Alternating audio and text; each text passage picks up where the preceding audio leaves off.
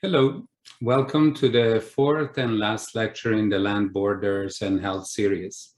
This lecture was originally scheduled for May 13, but we had to postpone it, and we're very happy to be able to offer it today.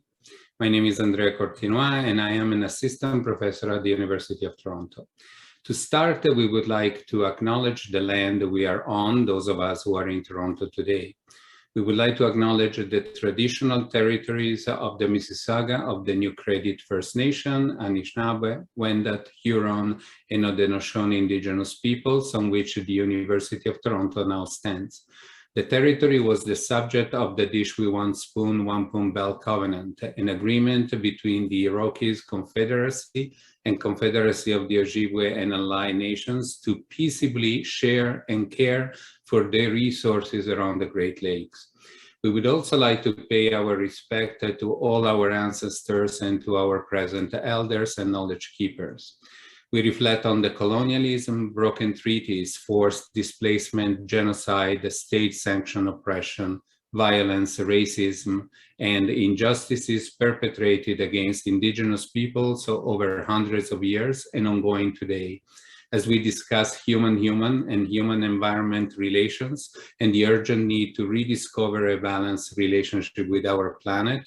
Let us be honest about our complicity in upholding the status quo, and let us honor our responsibility to change at the individual, institutional, and systemic levels. Today we have another excellent speaker, Dr. Kayum Ahmed, an assistant professor at the Columbia University Irving Medical Center. Dr. Ahmed will be introduced in a minute by Professor Lisa Foreman. As a former journalist in love with language, I'm always fascinated by the richness of meaning hidden behind many of the terms we use every day, often without giving them enough consideration. And therefore, I find Dr. Ahmed's exploration of the meaning of human rights at the border between human and non-human particularly interesting and extremely relevant to a series of lectures like this one, of course. I would like to introduce our host and moderator for today, Dr. Lisa Foreman, an associate professor at the Dalarna School of Public Health and a scholar who has been focusing for many years on the right to health in international human rights law. All lectures in this series are recorded, and the recordings will be made available through the website of the Dalarna School of Public Health. Again, welcome, and Lisa, please.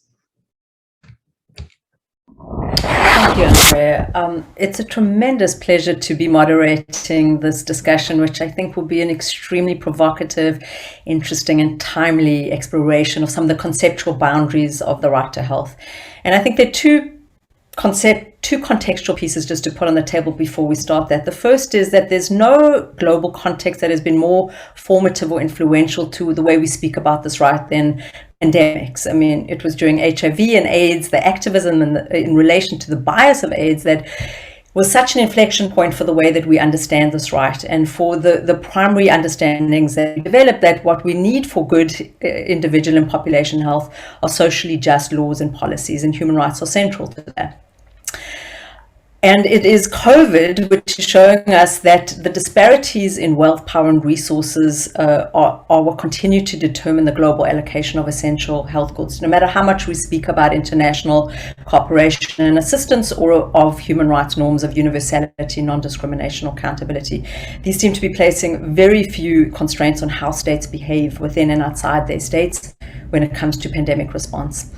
The second important piece to put on the table is that there are very few countries, domestic legal and political contexts, that have been more important and influential on how we understand this right than South Africa. South Africa has been an absolute crucible for the development of the right to health and for how we understand the strengths and also the limitations of this right. With that, it is my great pleasure to introduce Dr. Kayum Ahmed. Dr. Ahmed is an assistant professor at the Columbia University Irving Medical Center, where he teaches health and human rights advocacy. He previously served as division director at the Open Societies Foundation's public health program, where he worked on ensuring equitable global access to COVID vaccines. And before that, as chief executive officer of the South African Human Rights Commission from 2010 to 2015, where he led a large team of 178 colleagues to monitor human rights in South Africa and oversaw the management of, it says here, nearly 45,000 human rights cases, which is really quite extraordinary. Dr. Ahmed holds a dizzying array of degrees, a Ph.D. in education from Columbia University, law degrees from the universities of Oxford, Cape Town, and Leiden, and degrees in anthropology and theology. With that, I hand over to you, Dr. Kayum. Thank you. Thank you so much, Lisa. And thank you again to Andrea and the Center for Global Health for inviting me, and apologies again for the delayed nature of this presentation, which was meant to happen a couple of weeks ago. Those dizzying array of degrees are perhaps more reflection of my inability to figure out what I want to be when I grow up, and a deep realization, profound realization that I still haven't figured out a number of difficult questions that I'm thinking through. And so my presentation is in some ways formulated around a series of questions that I'm currently struggling with, which centers the human right to health. And while I draw on the themes of this lecture series, namely land, borders, and health, I simultaneously try to complicate these concepts, applying them in ways that perhaps were never initially intended when this excellent series was developed. So rather than offering any clear, concrete ideas or actions, my presentation takes on an experimental disposition. And my aim is to share these three tentative questions with you, centered on land, borders, and health. And then to ask for your thoughts, guidance, critiques, and reflections to help me further refine these emergent ideas. In some ways, this presentation is an attempt to move away from the traditional academic lecture in which I am expected to perform my knowledge to you, the audience. And instead, I want to use this virtual space to draw on your insights and experiences to help shape my thinking. So sort of reversing the flow of knowledge production in this space. And so let me share my screen and see whether this works. Okay. I hope you can all see that. Okay. And apologies, let me pull up my notes as well. So the first concept I'd like to explore is the notion of borders, particularly the border between body and nature. And I imagine what's happening is, if you can't see, apologies again, I'm trying to get this presentation to show without taking up my entire screen, because then I can't see my notes. Let me try something else. Give me 1 second, apologies.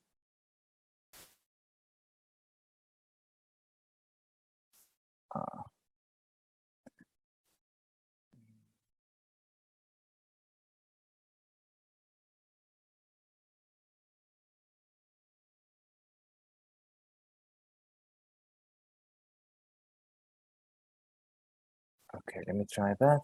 See whether this works. Ah, there we go. So that should work. You should still be able to see the presentation while I can look at my notes at the same time. Okay, so the first idea I want to examine is this notion of the border between body and nature. And I draw on the poem by a Native American scholar, activist, and poet, Natalie Diaz. In the poem, the first water is the body. Natalie Diaz, in her series of post-colonial love poems, asserts this is not a juxtaposition. Body and water are not two unlike things. They are more than close together or side by side. They are same. I apologize, but I don't think we can see the presentation. Ah, apologies. Okay, let me try that again.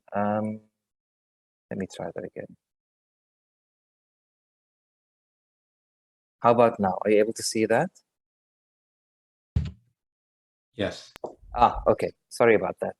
Okay, so let me start at the beginning of the poem.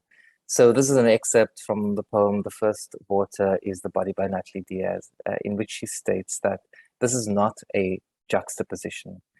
Body and water are not two unlike things. They are more than close together or side by side. They are same. Body, being, energy, prayer, current, motion, medicine. The body is beyond six senses, essential, an ecstatic state of energy, always on the verge of praying or entering any river of movement. Energy is a moving river, moving my moving body. And so drawing on this idea of body and water as the same, I want to reconsider the border between body and nature. Gloria Anzaldúa in Borderlands or La Frontera suggests that the borders are set up to define the places that are safe and unsafe, to distinguish us from them. A border is a dividing line, a narrow strip along a steep edge. A borderland, she argues, is a vague and undetermined place created by the emotional residue of an unnatural boundary. It is in a constant state of transition. The prohibited and forbidden are its inhabitants. And so I'd like to invite us to enter the borderland, this vague and undetermined place, to reconsider the border that distinguishes us as human from them as non-human. And more specifically, the question that I am struggling with can be framed as follows. In the context of climate change, where the health of humans is interdependent on planetary health, can the right to health be reimagined by drawing on indigenous knowledge systems to encapsulate the health of non-human nature, such as trees, rivers, and animals? And so this question plays around with the idea of borders as a central theme of this lecture series, to blur the border between human and non-human nature. So this is the first question. The second question I'm struggling with pertains to how we constitute the right to health.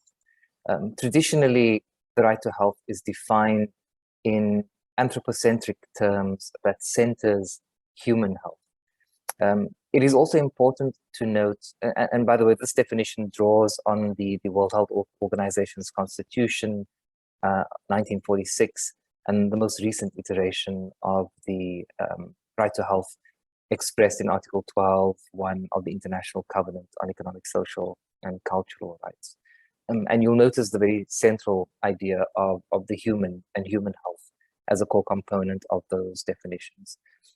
It's also important to note that the right to health, unlike civil and political rights such as the right to vote or the right to free speech, for instance, is progressively realizable over time within available state resources.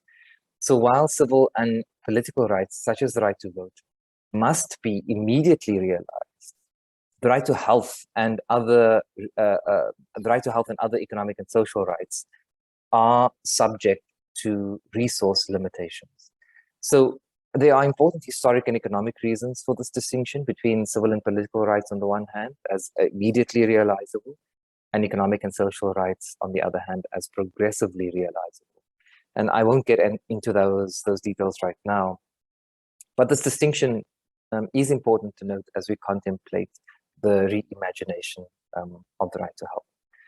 But despite this evolution of the right from 1946 in the World Health Organization's Constitution to 1966 in the International Covenant on Economic, Social, and Cultural Rights, which then also includes mental health, the right to health is centrally focused on the idea of the human. But in the context more recently of artificial intelligence and transhumanism, which support the emergence of new kinds of humans, we are already beginning to see a blurring of the boundaries between human and machine. And in 2015, the Cyborg Foundation, whose mission is to help people become cyborgs, and this is very real, and cyborgs they define as sort of technologically enhanced humans. They created a cyborg Bill of Rights that include equality for mutants, which provides that a legally recognized mutant shall enjoy all the rights, benefits, and responsibilities extended to natural persons. And so the second question I'm grappling with is,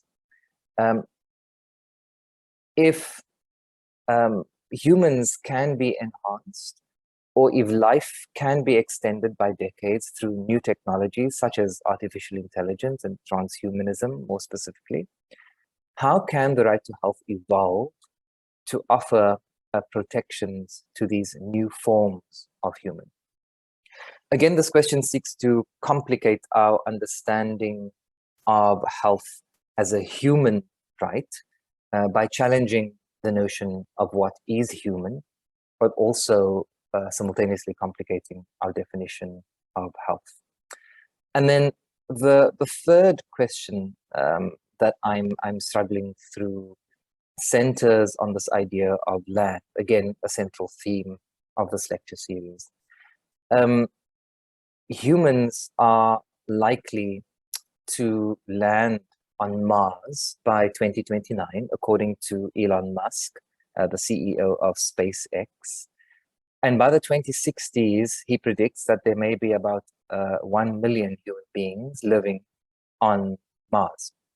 In fact, you can already make inquiries about booking a flight to Mars. It's only $200,000 per person. But the idea of us potentially becoming a multi-planetary species is certainly something to think about, and is increasingly becoming a reality. So as we think about the land and its deep connection to health, our future colonization of Mars will invariably complicate this understanding of land and its relationship to health. And so my third question is, when humans begin settling on other planets to become multiplanetary beings, how will this shape our understanding of the land and its relationship to health? So these are the three questions that I'm currently struggling with and that I don't quite have the answers to, and would like to invite you to help me think through. And during our time together, I'm certainly not expecting any definitive answers, but would appreciate further questions and thoughts.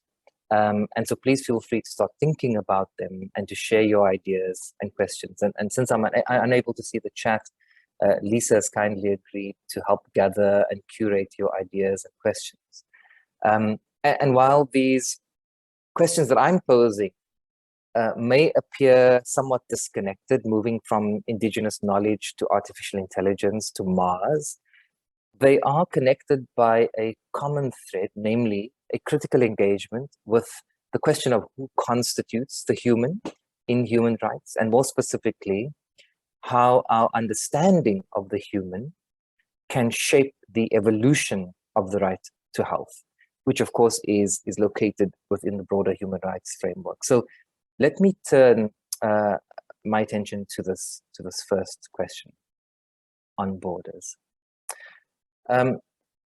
Human rights have historically advanced a Euro-American anthropocentric worldview that reinforces the right to health of human beings, disconnected from the health of trees, rivers, animals, and what the Lenape people, the indigenous community on whose land I'm currently on in Manhattan.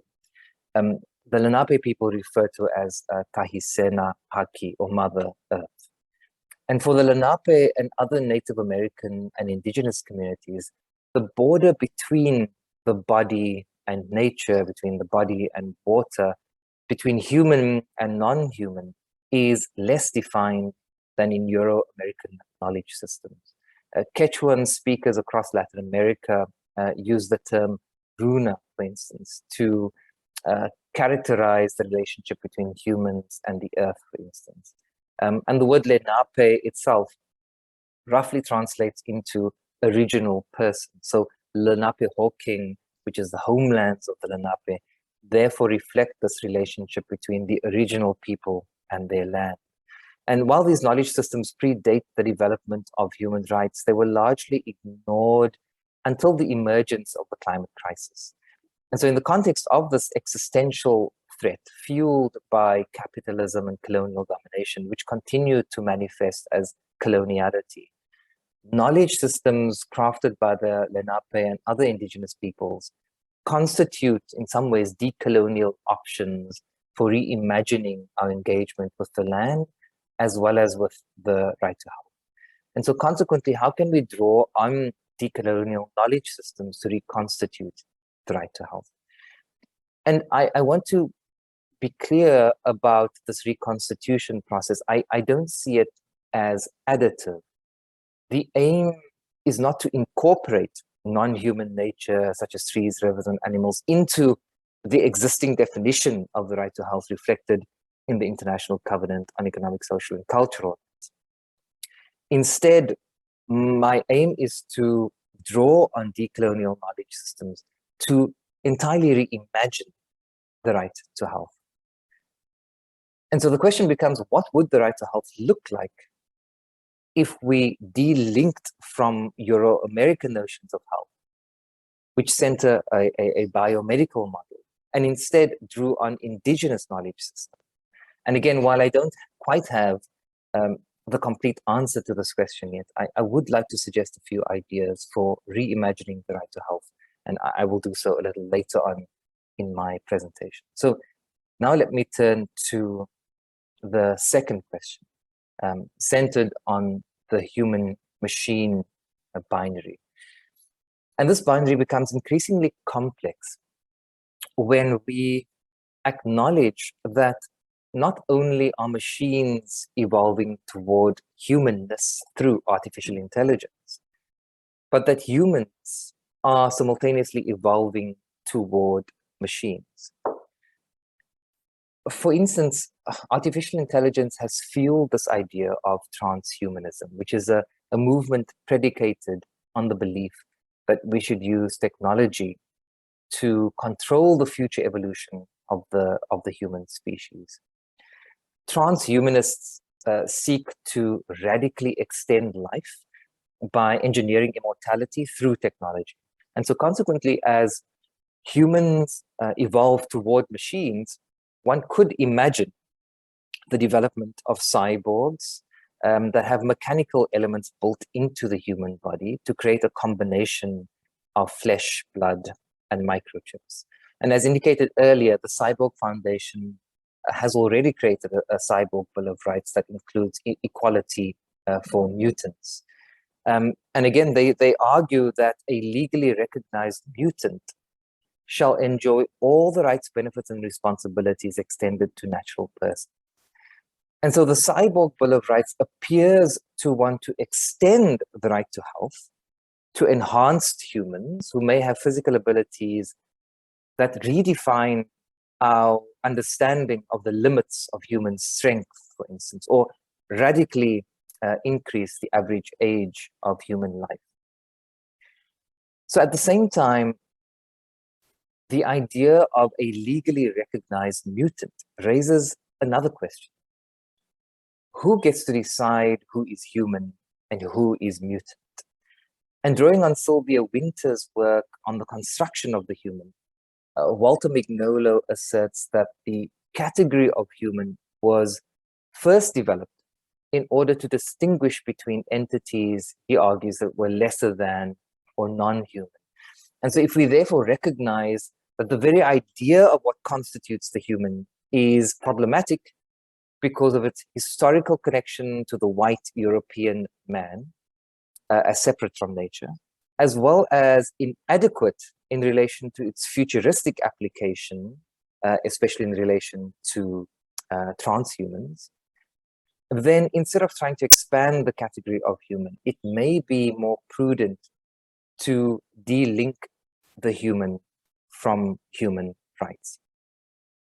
And so instead of limiting our imagination to a human-centered rights discourse that defines the right to health in anthropocentric terms, it may be time to delink the human from human rights.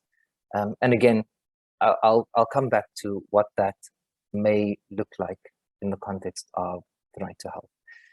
And then let me return to my third and final question around this idea of when humans begin settling on other planets and multiplanetary beings, how will this shape our understanding of the land and its relationship to health? So as indicated before, humans are likely to land on Mars in the next 10 years and could establish a significant settlement on the red planet in about 40 years. And I imagine some of you are wondering, why am I thinking about these futuristic sci-fi type questions when we can't even secure the right to health of humans on this planet right now? But one of the reasons I'm thinking about the future is in order in some ways not to repeat the mistakes of the past and of the present. And the reason I'm concerned about the future is because of Elon Musk's website, SpaceX and Starlink. They have an agreement which you can in which you can pre-order a Starlink satellite-based internet service. It provides, and I've got part of the agreement's quote there. It says, for services provided on Mars, or hang on, here we go. The parties recognize Mars as a free planet and that no Earth-based government has authority or sovereignty over Martian activities. Accordingly, disputes will be settled through self-governing principles established in good faith at the time of Martian settlement. So some background. Starlink is an internet service that Elon Musk has established to enable high bandwidth communication between Earth and Mars. And this is in anticipation of future efforts to settle on the planet. And you can already place your order for the Starlink service. So this is real. And this agreement then, according to anthropologist Kimberly D. McKinson, is deeply problematic, and she suggests that we must pause to scrutinize today's private space exploration corporations. In no uncertain terms, she says, these corporations are at risk of effectively continuing Earth's most violent colonial legacies by replicating them in outer space. And so this idea of multiplanetary human existence raises a myriad of questions that I'm still thinking through. An obvious question is whether humans living on Mars will have the right to health. But this question recognizes, again, that the right to health is primarily constructed as a duty placed on governments to provide access to healthcare for their populations. But if the population on Mars has no government and is in fact run by a profit-driven company, will the obligation to ensure the right to health extend to corporate entities? But I suppose there's even a more fundamental question connected to the idea of land, in that one of the reasons for wanting to establish a colony on Mars is the acknowledgement that the land we currently occupy on Earth is dying. And so in order to safeguard humanity, humans must therefore become multiplanetary. Again, this is a fairly anthropocentric view centered on human survival. I guess a more sympathetic view of multiplanetary existence is that in order to save the Earth and the land, perhaps some of us must leave this land. And again, I don't know precisely how this will shape our understanding of the land and its relationship to health, but it certainly complicates things significantly. So given all of these complexities around the themes of land, borders, and health, I wanted to conclude with some tentative ideas for how we can reimagine right to health, and then invite your thoughts and ideas as well. So first, I think that the right to health cannot simply focus on human health. it must reflect the relationship between human health and the health of the earth, of the planet. And so, for instance, indigenous Quechuan speakers across Latin America use the term runa to denote the relationship between humans and earth. In New Zealand, Maori communities developed this term called Kaitia Kitanga, which is a Maori concept based on this idea of humans as integrated with the natural world. But of course, we must also begin to contemplate the idea of multiplanetary existence and the impact this will have on the right to health. So this is the first potential idea for rethinking, reimagining the right to health. The second flows from this notion that the right to health cannot be limited to the current generation of rights holders. It must adopt an intergenerational approach that guarantees the future rights of future generations, while simultaneously acknowledging the denial of the right to health of previous generations. And this approach then delinks from our linear understanding of time, adopting a more indigenous notion of time, which is circular. And so, for instance, Australian Aboriginal concepts of time places events in a circular pattern in which time circles and events are constructed as relative to individuals and their communities. And so the more important events are perceived as being closer in time, delinking from this notion of a linear idea of time.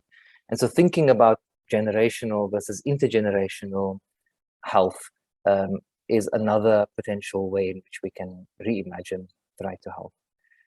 The third idea I want to introduce is that the right to health is often thought of in terms of the biomedical model of health, of access to medicines, treatment, hospitals. It is a model that privileges particular kinds of knowledge, namely Western medicine over traditional medicine, engaging in a form of epistemic coloniality. But in some parts of the world, and particularly many parts of the African continent where I come from, many Africans are more likely to seek medical advice from a traditional healer than they are from a Western trained doctor. And so as we reimagine the right to health, we must reconsider the place of indigenous medicines and traditional healers and traditional knowledge as essential to the realization of the right to health, a more holistic model of health. Fourth, human rights and the right to health is thought of primarily as an individual right. Indigenous knowledge systems and concepts such as Ubuntu in African traditional philosophy suggest instead that we find a balance between individual and community. And so drawing on this concept of Ubuntu, a person becomes a person through other people. I am because of who we are. And so moving away from a Eurocentric individualism that is deeply embedded in the human rights framework to a more communitarian value system is, I think, another potential way in which we can reimagine the right to health. Another idea, which I referenced earlier, is that the right to health, unlike the right to vote or the right to free speech, is progressively realizable over time within available state resources.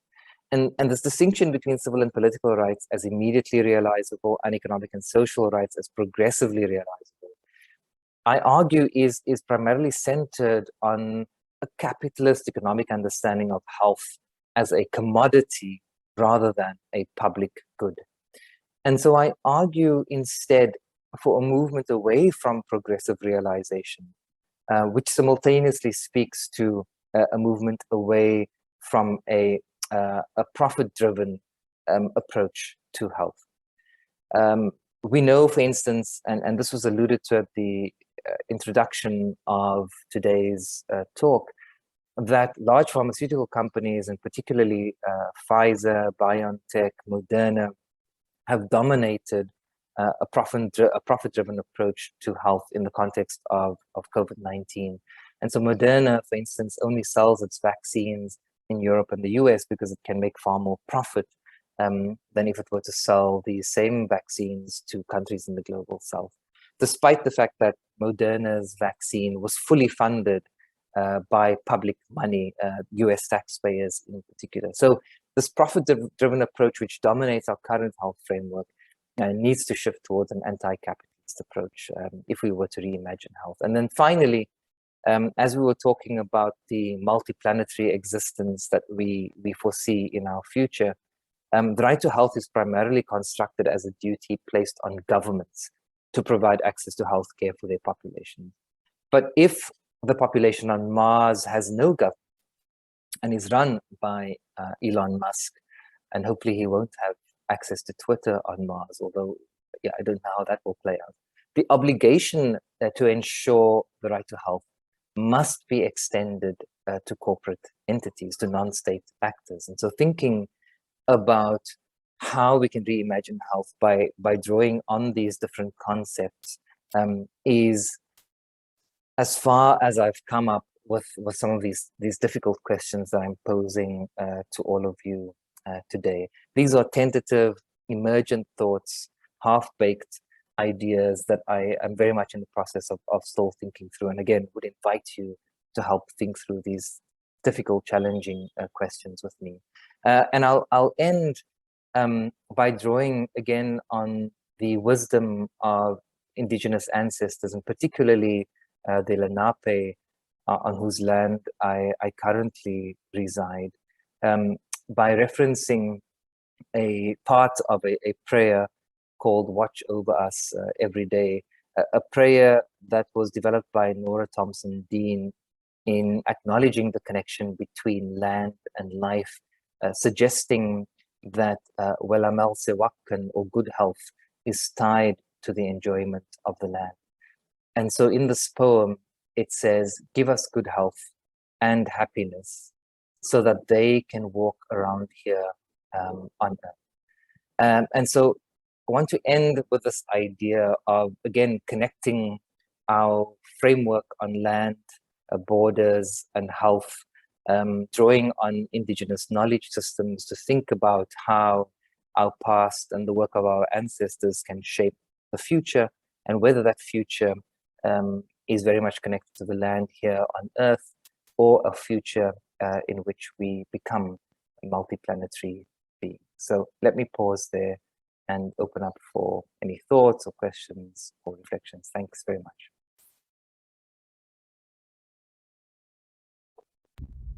That was absolutely wonderful, Kayum. So I think we have some questions coming in. While they do, I'll maybe kick us off and ask you some questions. I really appreciated that was an extremely thoughtful engagement with some of the contemporary pressures and movements within human rights and within global politics, policy more broadly. I particularly appreciated you connecting all of this to the discussions of what Musk, who has become sort of a focal point for a version of inequality and capitalism. The fact that he's playing a central role in this is not a coincidence, I imagine. So, Kayum, my primary question for you is this: I mean, some of these pressures, some of these shifts are happening and happening in positive ways. But the primary question that I have for you is, when we have been so inadequate in defining the human in human rights, how likely do you feel that extending the paradigm to non-humans will fix some of the defects?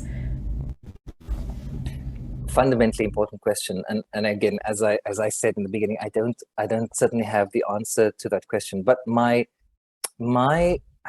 work in the human rights space has certainly acknowledged the limitations and the value, of course, of a human rights framework in thinking about the right to health for humans on Earth in this particular moment. But my sense is that our continuation to simply focus on that limited understanding or conception of the human, and more specifically the right to health, is not necessarily going to resolve even the immediate and future challenges we face as societies, as a planet. And so if what we have done in the past has failed to achieve the vision established in the Universal Declaration of Human Rights or in the international covenants, what must we do to think about doing things radically differently? And of course, this presentation is in some ways a radical departure from the way in which we normally think about the right to health. I recognize this as not a particularly satisfying answer, but I am genuinely figuring this thing out myself, and I haven't quite gotten that yet. We have a couple of questions and comments that are coming, so maybe we'll give the space to that. So we have an attendee who has noted first that it's worth considering that in many indigenous knowledge systems, organisms are not seen as existing in a hierarchy of value, let alone with human beings at the top. And I think this is the same participant who asked the question, who says they've been immersed in work around social participation for health. I wonder how your mentioned transitions of individual to community and government to non-state actors overlap. Could honoring a mutual responsibility to each other's well-being mean that ordinary people have duties too? Again, an excellent question. The question of duties has come up on a number of occasions, particularly when I've engaged with African human rights commissions who, as you know, define human rights as human and people's rights, and there's also a responsibility that humans have toward each other. This is a very different formulation of rights frameworks and discourses compared to what I've observed in more Euro-American approaches to rights, in which the idea of duties is really limited to state responsibility towards its citizens. And the reason why there's a caution around duties is because it places a responsibility then on the individuals to fulfill certain obligations in order to receive a beneficial right. And I think we must be cautious about how we frame the idea of duty so that it doesn't become a precondition for receiving the right to health from the state. But I'm not opposed to the idea of duties in principle. I think it's the way in which it's formulated, the way in which it's captured in a text as something that coexists with rights and responsibilities, but certainly shouldn't be seen as a precondition for receiving those rights. And I think that's one of the tensions in this conversation around duties, rights, and responsibilities. And if I can pick up a little bit on that and maybe ask a little bit of a related question, the notion of Ubuntu, every now and then it pops up in the international sphere, but I think without too much of the specific content. I mean, some of the awful disparities that we're seeing in global access to vaccines, the tremendous lack of solidarity speaks to the extent to which some of those notions of collective duty that are broadly held are simply have no purchase in the way that global politics happens. So I was wondering, Kayum, what your thoughts are. I know that there has been move for a very long time to create human rights responsibilities for non-state actors, and there's a business and human rights treaty that's currently being negotiated. How much do you look to those kinds of initiatives as offering effective norms and strategies? Again, really good question. And in addition to those instruments that you've mentioned, there's also this idea of the Pandemic Action Treaty, which is in the process of being drafted. And again, there's been some controversy around what that might mean for future pandemics. So one of the advantages, of course, of developing all of these international instruments is that they set a particular standard for us to work towards or try and at least attain. But the challenges with negotiating an international agreement is that you often end up with the lowest common denominator, because you have to satisfy all of the political interests at play in deciding on a particular text.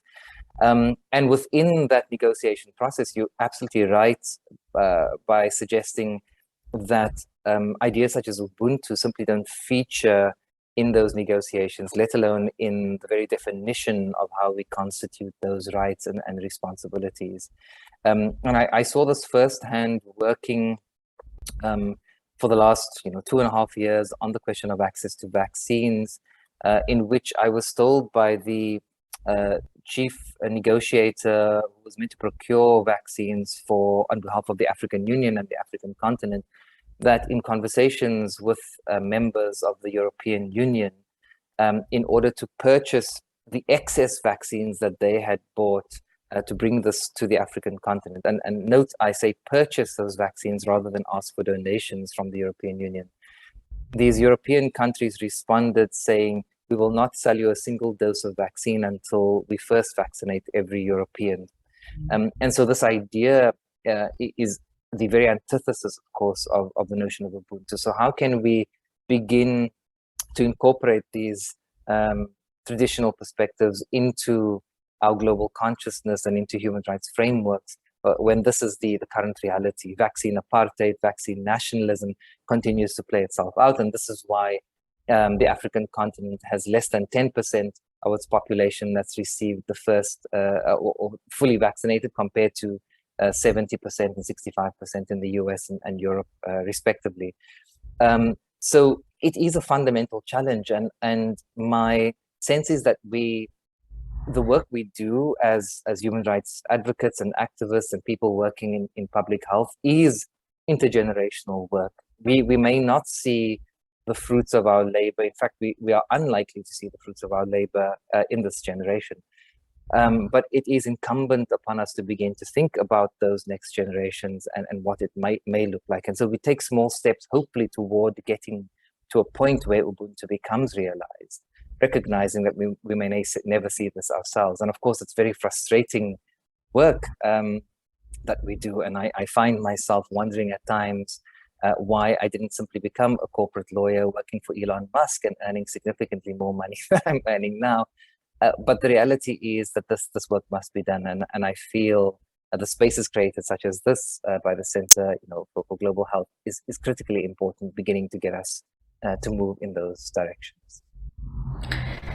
So we have a question from Professor Paul Hamill, who asked, I appreciate the connection articulated by indigenous cultures of humans to the land or nature. In an increasingly urbanized planet with cities of unprecedented size and populations that greatly exceed the capacity to have a connection to nature, how are to understand and promote the connection between humans and nature? Yeah, again, profoundly challenging question. Just 2 days ago, I've begun doing work with the Lenape people based in Manhattan and the Lenape Center in particular. And we've been talking precisely about this dilemma in an increasingly urbanized setting in which growth and scaling up is the dominant culture. How do we begin to think about indigenous knowledge systems in this particular reality? And there were two ideas. Perhaps it's a single idea with several different components that folks from the Lenape Center shared with me. And the idea centered on this notion of regeneration. And what they shared with me is that seeds had been carried from hundreds of years ago, from generation to generation, maize seeds, which are now eventually being planted in the Hudson Valley in upstate New York. And we are seeing these cornfields emerge that are actually Lenape corn from hundreds of years ago, re-emerging, regenerating. And so their approach to thinking about this difficult question is one centered on regeneration. It's an emergent idea, one that they are thinking through, struggling with, but I certainly think it's an idea that we can draw on and build on.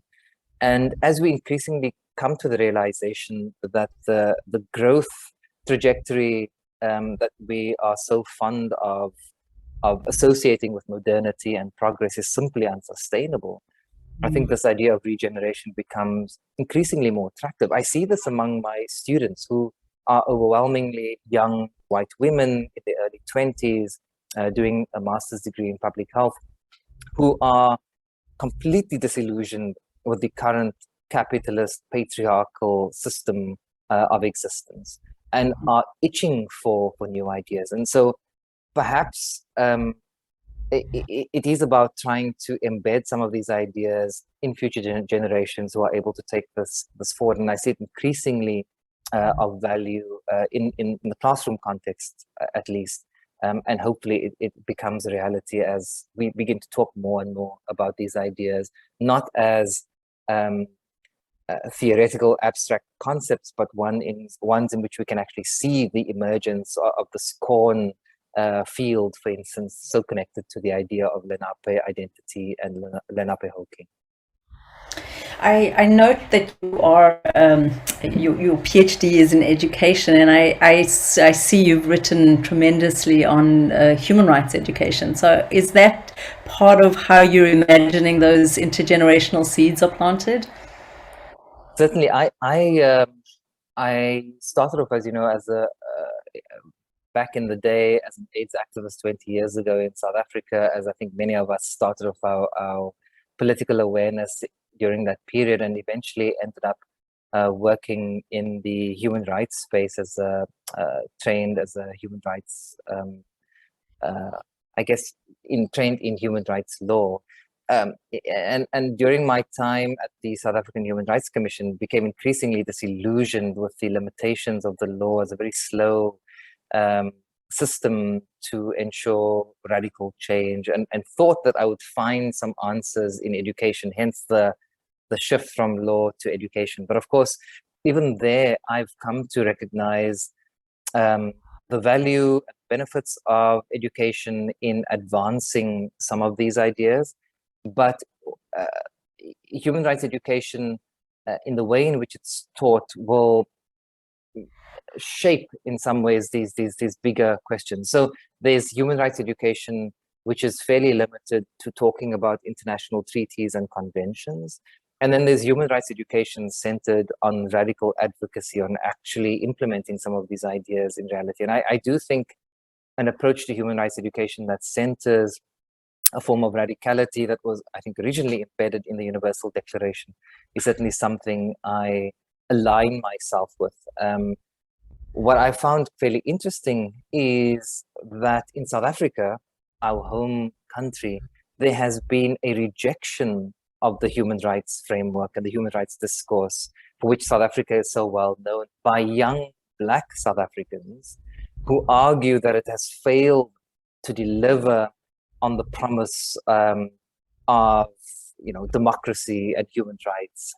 And so they have shifted away from human rights discourse towards a more decolonial approach to thinking about justice. And so I recognize that even in South Africa, which is regarded by Tua as the first human rights state, has become a space in which the African National Congress government is the one advancing this idea of human rights in the constitution, whereas people on the ground are challenging this notion. So it's in some ways a reversal of how we imagine the human rights space. And I think, again, poses some interesting questions about the limits, but also the advantages of drawing on human rights language and human rights education more generally. Which really gets into one of my fundamental questions that I really want to ask you. So we're supposed to go another half an hour, but we certainly don't need to fill all of that time. So I would invite the participants, if you have any questions or comments, and I imagine you do. I imagine you have a lot of thoughts, critiques, questions that are in your head. I encourage you to put them in the chat and give Dr. Ahmed an opportunity to respond. But I think I'll take this opportunity to ask you, I guess, the fundamental question I have, which is, as a South African, as a human rights person, I know in the field, many people who do this work are probably less optimistic than they've ever been. I'd love to hear where you stand on the system, and apologies for asking you an enormous question, but it's the question that I struggle on a daily basis. So I'd love to hear your thoughts. It is a difficult question and a fundamental one that I also grapple with daily, perhaps even hourly. And I must confess that particularly at the start of the pandemic, COVID pandemic, there was a huge amount of optimism that we were going to do things radically different, that this was going to be a watershed moment for all of us. And I recall this idea of pulling together work on global solidarity, on not repeating the mistakes of the past during the HIV and AIDS pandemic, in which antiretroviral treatment was limited to specific, parts of the world and specific kinds of people. And so we thought that this would be an opportunity to really reshape the global health architecture and the human rights framework in some ways fundamentally. And of course, we've seen the failure of this optimism 2 years down the line. In some respects, the architecture remains very much in place, and in fact, private sector companies and profit-driven entities are now very much at the center of this architecture. Pfizer and Moderna have become household names rather than Tedros from the WHO. So there are certainly some immense failures, but the optimism I continue to draw is from my discovery, I suppose, or rediscovery, and searching for ideas and knowledge that are very much at the margins of the institutions that I've worked in and the frameworks that I've traditionally adopted. So even at Columbia University, which is a deeply colonial, capitalist, white supremacist institution that in fact draws its name from this Latinate idea of Columbia, this new America created after the genocide of Native Americans. I mean, you can't get an institution that is more colonial than the one that I'm affiliated with. And yet within these spaces, I have to ask myself, what am I doing here? But also, what contribution can I make to radically transforming these institutions, whether it's from the outside or the inside? And so the optimism I draw is often from students who see the institution for what it is, are asking some of the difficult questions, and are forcing me in some ways to remain optimistic and forward-looking. I must say, though, that the pandemic has really wreaked havoc with this optimism. I have difficulty thinking and writing, and I've resorted to writing more poetry, really bad poetry, I should mention, that no one should ever see, because I can't find the words. The language escapes me to try and capture this experience, and the failures of the systems that I'm so deeply embedded in, but are unable to offer a vocabulary for radical change. So I'm continuously searching for these alternatives, for these new ways of thinking about the world. And I remain in some ways optimistic about, talking to the Lenape and them introducing me to these ideas of regeneration. And that fills me with some sense of optimism. But honestly, Lisa, 9 out of 10 times, I do get sucked into a deep, I guess, depression about where we are and where we are heading toward. Yeah. And I'm sorry for letting you in that sentence on that note, because I think the struggle to feel hopeful is a really big one. I mean, some of my colleagues talk about the idea of critical hope, which I think is really it's a life raft in some pretty stormy waters.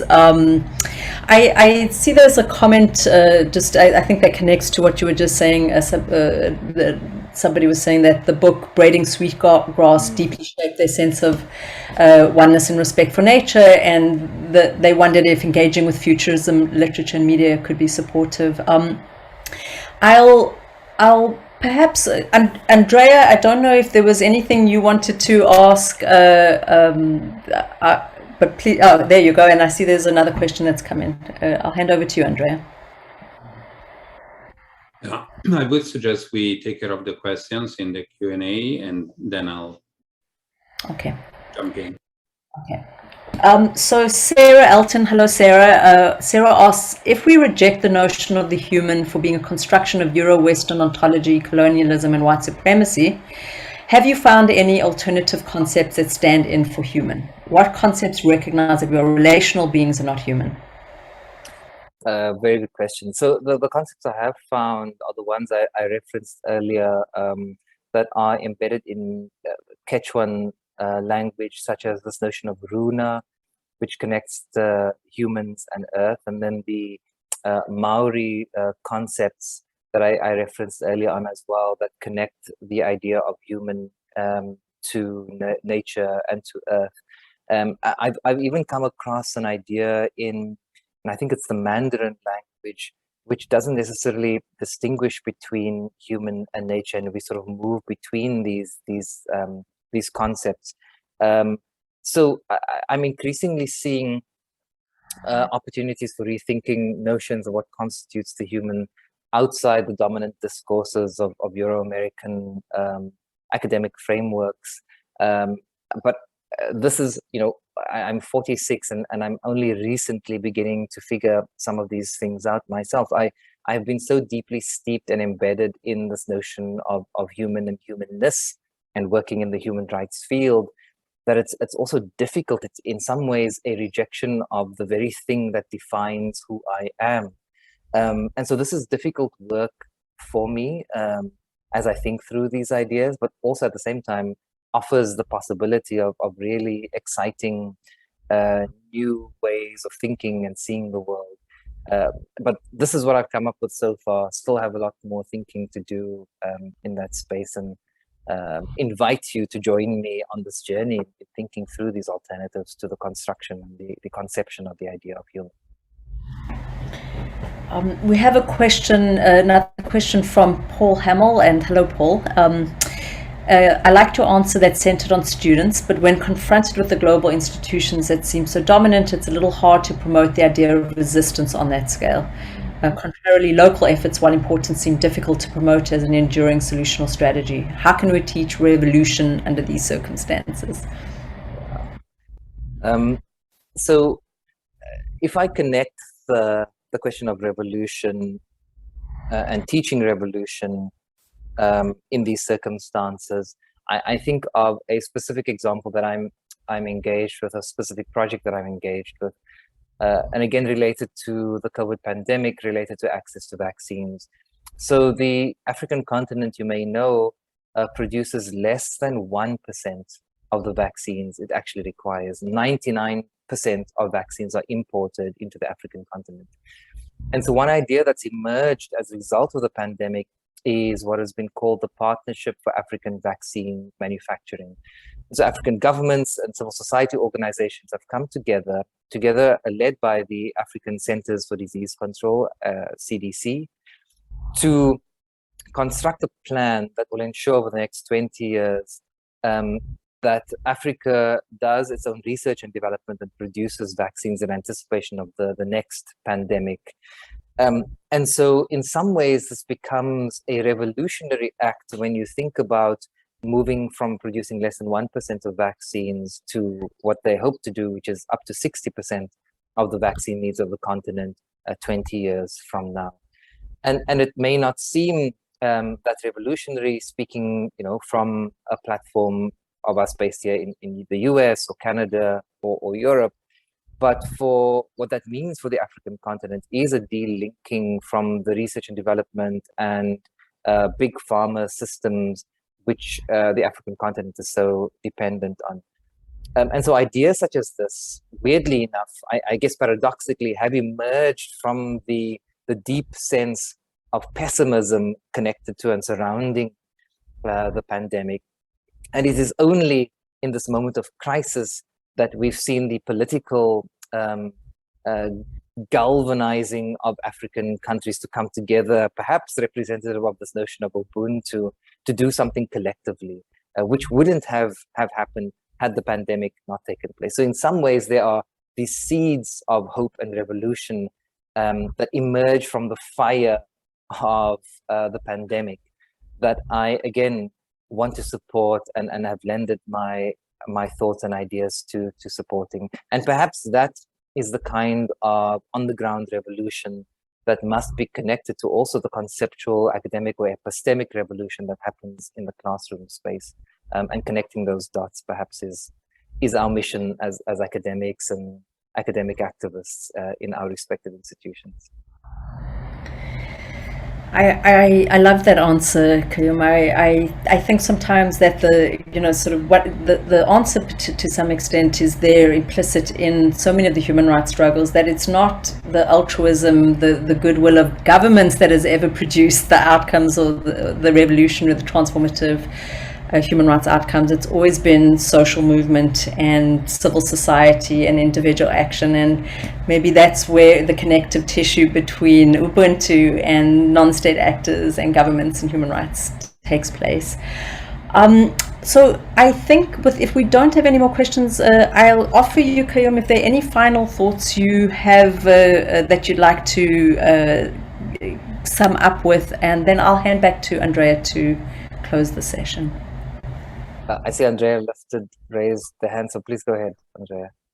Thank you. I'm not sure I have a question. I have a reflection maybe that I would like to share with you. First of all, thank you for this presentation. It's incredibly rich and touches so many aspects that are really central to my thinking and ongoing reflection. That is almost shocking in a way, right? There are so many assonances there, but what you presented made me think again of a way of describing the impact of colonialism and the industrial and technological revolution on hierarchies of violence that Dr. Maria presented a few weeks ago, and that I find really useful, this realization that today's hierarchies of violence, being those racial or patriarchal or anthropocentric and resulting in ecocide, are really useful ways of understanding the relationship between humans and nature and humans and other humans. I see this continuum between humans as part of nature and fundamentally connected to land, which is one of the reasons to include land, of course, as part of the title of this series, to humans that build through or developing a capitalist economic system, build that systems on inclusion and exclusion. And when I use the word inclusion, I mean literally enclosing actually land and making ownership of nature possible, as well as ownership of other humans possible. So there are hierarchies within human. Not all humans are equal, and in that sense, human rights coming from that tradition may present some challenges or limitations. And I think you mentioned that briefly in your presentation. But there is also this ongoing breaking down of nature and land into pieces that are owned and controlled and used for resources and accumulation, essentially. And this is true at all levels. Most of my work is on migration. I always feel extremely uncomfortable when the entire issues of migration is seen from the perspective of borders that are, of course, part of this system of control. They're everything but natural. But I have to remind my students all the time that as poverty is not natural, borders are not natural either. And that work at multiple levels from nation states, and the idea that the nation states are responsible for promoting and protecting human rights, but the identity of nation states is based on inclusion and exclusion by almost definition, I would say, to the fact that some humans are more included in the system than others, which leads to some form of abstract thinking and ways of understanding rights, like the rights of corporations that often take priority over, most of the times, I would say, over the rights of individuals. Or Paul was asking about urbanization and now living in large cities. Well, the fact that urbanization is such a significant phenomenon in today's world is also related to the expulsion of people from land and separation from nature that is a result of globalized capitalism. So that's really the most fundamental force behind migration. So the idea of thinking about cyborgs and maybe the metaverse is another good example, or going to Mars. And I have to say that I consider that purely as an exercise in reflecting on possible futures. I don't think we will ever go to Mars. I think Elon Musk is as confused as the protesters in Ottawa who were screaming freedom, freedom without understanding what freedom means. So it's really a form of escapism, but that is, again, it still works in the same direction. There is a continuum there. So there are some humans that are more humans than others, and they're protected within these borders, whether the borders are living in the US, Canada, or Europe, or being able to go to Mars, because it's only $200,000, right? So it's not humans who will go to Mars, it is certain humans who will go to Mars, and certain humans who will become citizens of a country that does not exist because there is no public governance or governments, there is only private ownership, right? Yeah, I really see this as a continuum, and as such, I really strongly feel that the only way out of here, and by the way, about hope and what we can do and cannot do, and we discuss this all the time with my students and colleagues and so on. I really like something that a colleague of ours at the Dalai Lama says often, Professor Blake Poland, who says, I'm done with trying to convince people. I want to create spaces of opportunity and invite people in. And I see that as very fitting in terms of what we are discussing, and also in general about education and what teaching really means, is creating spaces of opportunity and opportunity to maybe look at things from a different perspective, right? So I see, because I see this as a continuum, I also see the only way out as a going back to land and that relationship with nature that we have been losing for 600 years, really. In that sense, obviously, learning from indigenous peoples is fundamental.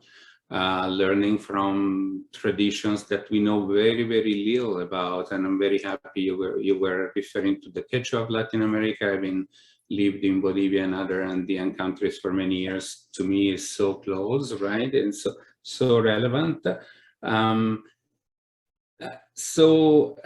Yes, thinking about human rights when human becomes cyborgs and when machines and humans get mixed up is interesting intellectually.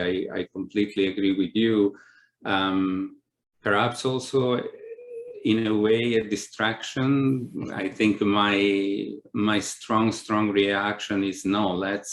I worked 15 years on technology and the relationship between technology and human systems, and I'm done. I'm done with that. I learned, for example, that e-health has nothing to do with equity in health, for example, and a lot of other interesting lessons, right? So maybe the reaction, the way ahead is actually a way back.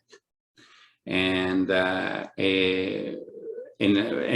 think maybe what you were describing in terms of new cornfields and regeneration and so on is a different way of understanding that. But I would love to know what you think about this, and if I have even understood what you were saying in a way, right? Thank you. No, thanks very much, Andrea. That was fantastic. And you're right. Maybe this is in some ways a distraction from the reality, right? That we have to confront, and I want to acknowledge that. At the same time, having seen, I suppose, small slivers of evidence suggesting that the future is going to look very different to the way in which we currently exist. I think I don't want the human rights field and human rights advocates and social justice advocates to be behind the curve when these things may or may not happen. So again, thinking about this is in some ways anticipating what could potentially happen, and to have in place some thoughts, reflections, and ideas for how to deal with these things that may or may not happen, as you correctly point out. But I agree with you that in some ways the very profound statement that the way ahead is the way back. And this is definitely something I want to explore, and I'm continuing to explore with my friends from the Lenape Center in figuring out this notion of regeneration and how it could help us think about the way back as we also contemplate the way forward. And the last thing I'll say is I really love this colleague of yours suggestion of creating spaces of opportunity and inviting people in. I think this is precisely what you've attempted to do through this lecture series. And it's certainly some advice that I hope to carry with me as I create those spaces, hopefully create those spaces of learning. In fact, very recently I was talking to a group of radical students who focused on decolonizing the university. And many of them have now said to me that they are done trying to change these institutions. And an idea that emerged from one of these activists from Ghana was about it's time, he said, to build our own wells rather than trying to purify the water from these other wells that we've been drinking or trying to drink from, right? And so this idea of building our own wells, of creating spaces of opportunity and inviting others in is precisely what I hope some of this work will lead to, and certainly what I hope to be doing in the future as well. Whether it's on Mars or on Earth, I don't know.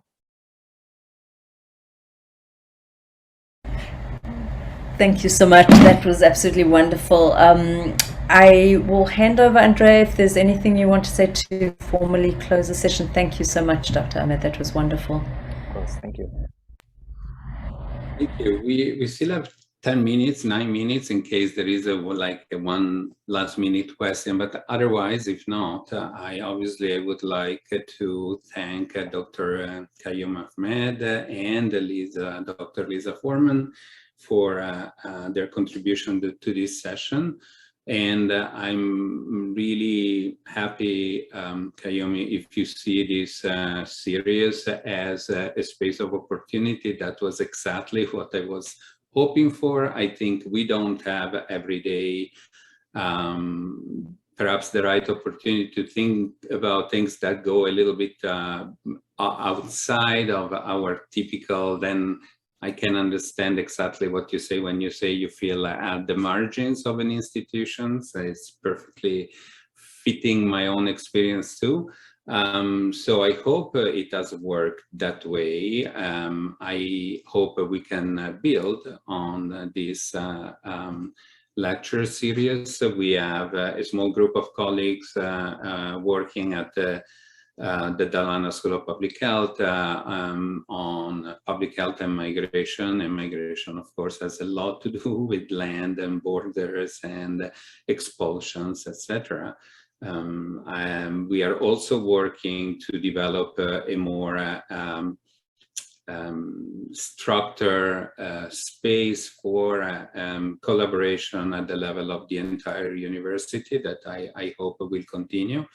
And I would ask all of the attendants who have enjoyed these sessions and maybe some of the previous one to send us suggestions for other possible moments to spend thinking together. I think it's a really important thing. I'm very happy that this last lecture was not lost, and that I actually see it as an excellent way of closing the series.